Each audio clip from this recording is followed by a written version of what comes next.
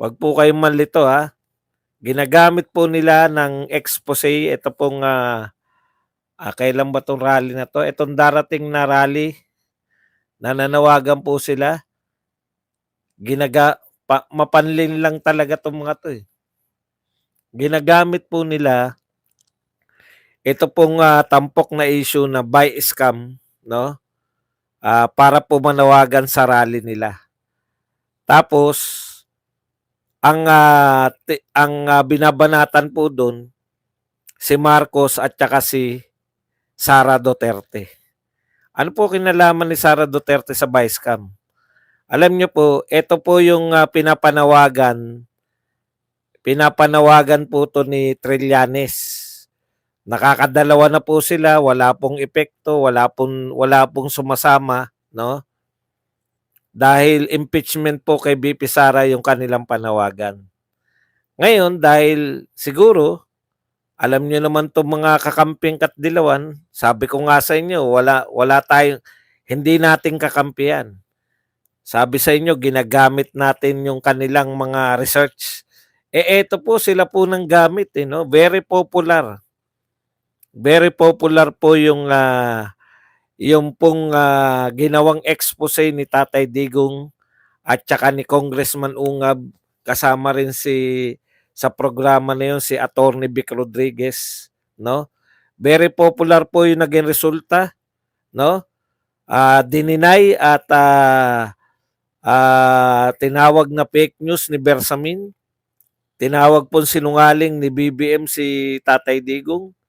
Tapos po unti-unti pong napapatunayan na hindi po siya fake news. Marami na po nagpatunay, 'no, yang buy scam na 'yan. In fact, very popular na ano siya, na katiwalian ng gobyerno. Panay katiwalian na lang, 'no. Siguro ang makakapantay lang diyan sa katiwalian na 'yan 'pag nagsimula na po si Recto na magbenta, 'no, ng mga ari-arian. Teka pala, naisip ko lang, baka itong pinamimigay ni Duterte, yung mga pinamigay na ni Duterte na may mga noon, kasi maliliit na lupain na po, eh, nakuha niyo? Maliliit na lupain, 'di ba namigay po si Tatay Digong po, namigay po ng mga lupain, mga maliliit na lupain sa mga IPs.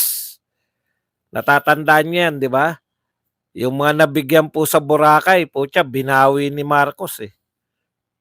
Baka ito pong mga pinamimigay ni Tatay Digong, baka mapasama diyan sa ibebenta ni Recto, 'no? Dapat po 'yan pinamimigay na lang 'yan sa mga IPs 'yan. Okay, 'yun lang po ang makakahigit dito sa Bicam scandal na 'to. Yang mga ICC po, unahin na lang natin, wala na po 'yan, dead meat na po yang ICC na 'yan. Sa mga susunod pong araw, busy lang po ang Kongreso ngayon ng Amerika dahil kino-confirm yung mga appointed ni Donald Trump, ni President Donald Trump, 'no? Busy pa sa appointment. Pero pagkatapos po ng mga na-confirm na nila yung appointment nila, doon na po 'yan, yung sanction na po ng ICC. At mula po mismo sa presidente ng ICC, ang pinoproblema po nila, kaya talagang budol tong mga 'to, eh, 'no? Nagsasalita sila ng tungkol sa ICC. Yung ICC naman, hindi naman nababanggit yung Pilipinas. Bakit po? Busy sila, paano nila lulutasin yung problema nila na nagngangalang Donald Trump.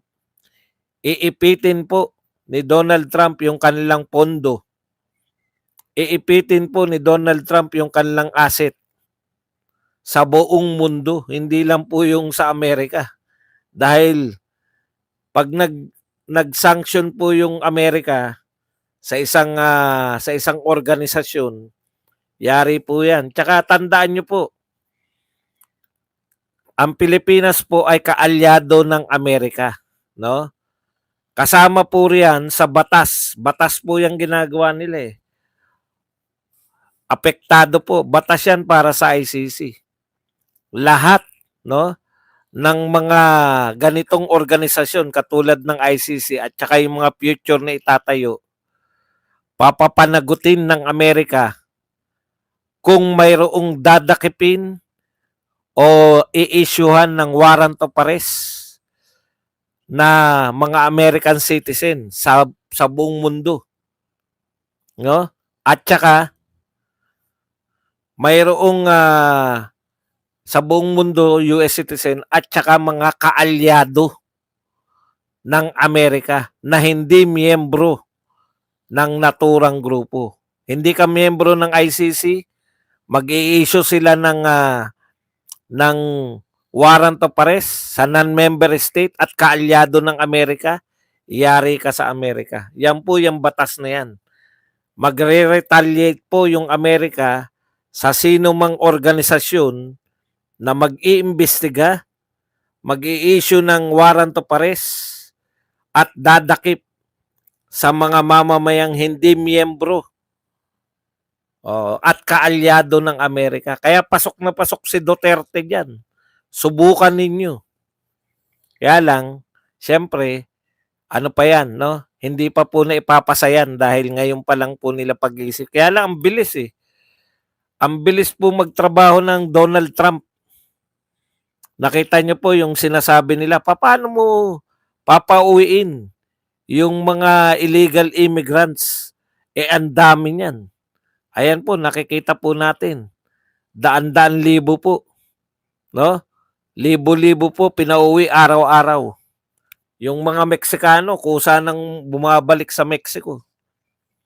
Pero hindi naman po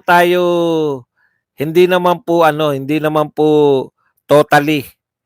Yung mga legal po, okay po sila. Oh, yan, yung mga ligay. Yung mga illegal lang. Kaya yung mga nagkukwento po tungkol sa ICC, maganda na si Duterte. Dati na nilang ginagawa. Dialogue lang nila yan para mang-asar sa inyo. Huwag po kayong papasar, no? Kasi ganyan yung mga yan eh. Pag wala na may katwiran, pikunin na lang natin yung mga Duterte. Ganun lang po yan. Mga Duterte supporters, pikunin na lang natin. Wala na tayong masabi. Hindi na natin mapagtanggol si Marcos. Ipagtanggol ninyo yung presidente nyo na wala nang inisip kundi paano makakakuha ng pera. Ibebenta na lahat ng asset natin. Bukod pa sa pangungutang, kawawang-kawawa talaga tayo dyan. Rally, no? Huwag po kayong paloloko kasi pinangangalandakan nila yung anti-corruption eh. No? Lahat daw ng uri ng korupsyon. Sumama na daw kayo dahil yan nga po yung naanon nila. Sinakyan ng grupo na to,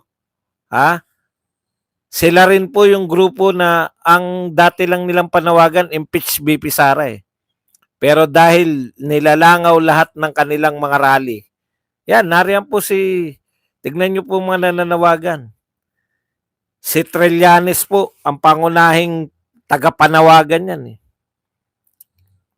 Masyadong itong mga dilawan. Magkakatropa yan magkakasama yan Yung isa bumabanat, yung isa kakampi ng mga Marcos, sila De Lima, itong sila Reza Ontiveros, sila Shell Jokno.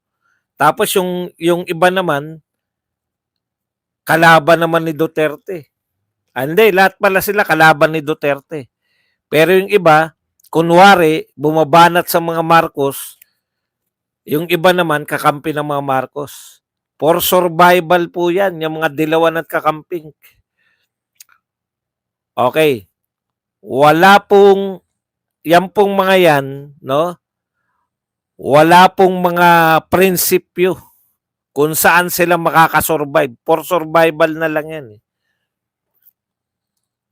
Si Tatay Digong, ang nag-expose nitong buy scam na to, sinakyan nyo tapos yun yung dala-dala nyo.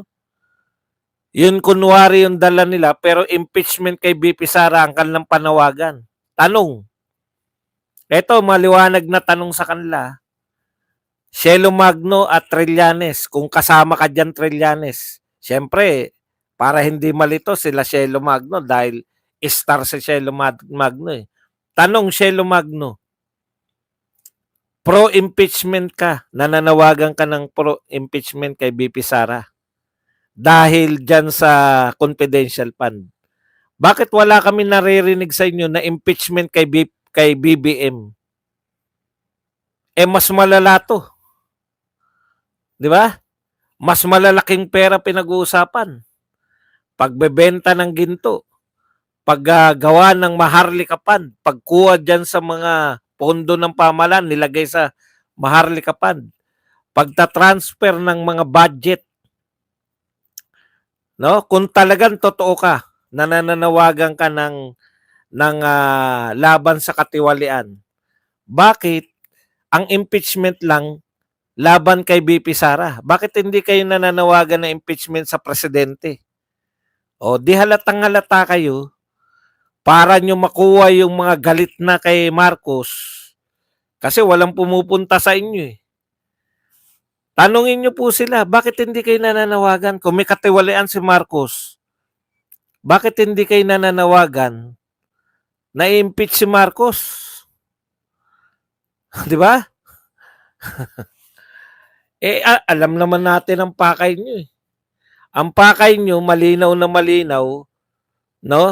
Ang pakay ninyo, gamitin tong issue na to dahil very popular sa tao, tapos ang panawagan nyo, impeach. Ano kinalaman ni BP Sara dyan sa BICAM report?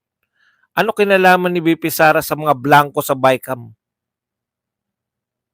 Bakit ito ang pangunahin ninyong panawagan, yung BICAM? Tapos, impeachment ni BP Sara. Bakit hindi impeachment ni Marcos? O, di ba? Halatang halata kayo. Ganyan talaga mga dilawan eh. Ganyan ang mga dilawan, no? Kung saan sila may pakinabang. Tsaka bakit hindi nyo ini-specify si Martin na banatan? Si Saldico. Si Grace po, tsaka si ano. Alam nyo ginagawa nyo? Dahil nilangaw yung dalawang yung nauna, rally yun eh. Yung, alam nyo yung ano? Alam nyo yung sa EDSA Shrine? Rally po yun. Ang panawagan po dun, rally. Pero dahil kaperaso lang po sila, nagmisa na lang yung pare. Di ba? Tapos pangalawa, nilangaw pa rin dito sa EDSA. Kasi ang panawagan lang nila, impeach BP Sara. Ngayon, kunwari, pumuporma sila ng anti-corruption. Pinananawagan nila yung BICAM. Okay kami riyan dahil buhay na buhay yung BICAM scandal. Pero ang tanong sa inyo, kung talagang kayo ay galit sa BICAM, bakit ang panawagan kay BP Sara impeach, hindi kay Bongbong? Di ba? Tignan nyo. Tapos mga kakampi nyo, yung mga tumatakbong kakampi nyo, lahat kakampi si Marcos. Hindi bumabanat si Laila de Lima, hindi bumabanat si Shell Jokno, Duterte binabanatan, hindi bumabanat si Rizon Tiberos. In fact, pinagtatanggol niya itong BICAM. Nakita niyo yung ginagawa nila, bawat panig meron sila. Siniro, binawasan na nga yung budget eh. Tapos, di ba? Hindi siya nakinabang sa budget, si BP Sara. In fact, bawas-bawas, kaltas-kaltas yung kanyang budget. Tapos, siya yung i-impeach dahil sa issue ng budget. Come on. Halatang halata naman. Sheila cute na lang. Hindi na cute-cute.